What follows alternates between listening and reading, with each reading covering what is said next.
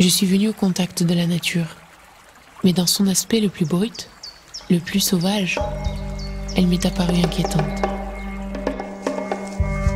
J'avance difficilement, gênée par l'exubérance des orties et de toute autre végétation qui m'obstrue la vue et m'agrippe la jambe. Mon pas est lourd sur ce sol gorgé d'eau, organique et putride, qui m'engloutirait dans ses entrailles si je restais trop longtemps immobile. Mais j'avance tout de même. On sait plus ce que c'est que la forêt, en Europe. La vraie forêt. Personne sait ce que c'est. Enfin, personne. Mais on connaît pas ça d'un point de vue paysager, d'un point de vue ambiance, d'un point de vue potentiel d'espèces. Donc c'est juste une affaire de stade. On n'a plus que des forêts secondaires, tertiaires, quaternaires, non, enfin, etc. Ou des forêts artificielles.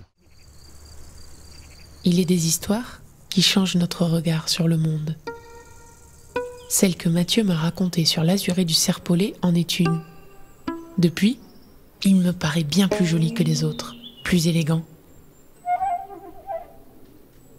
Sans que personne ne le lui demande, la chenille d'azuré se laisse un beau jour tomber au sol. Il faudra pour sa survie attendre la venue d'une fourmi, bien particulière. En sécrétant une goutte de miel, la chenille séduit la fourmi qui s'empresse alors de l'emmener dans sa fourmilière. Ainsi, elle y passera tout l'hiver, bichonnée, chouchoutée, avec au menu les larves ses voisines.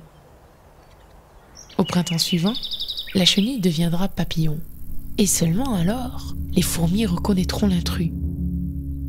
S'il ne sort pas à temps, il sera dévoré.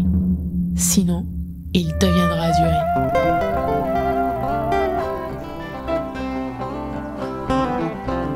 C'est donc ça, la biodiversité, des interactions insoupçonnées qui me laissent rêveuse. Ce n'est pas seulement une liste d'espèces à protéger, c'est une source dans laquelle l'imaginaire plonge, pourvoyeur de contes et de fabulations secrètes.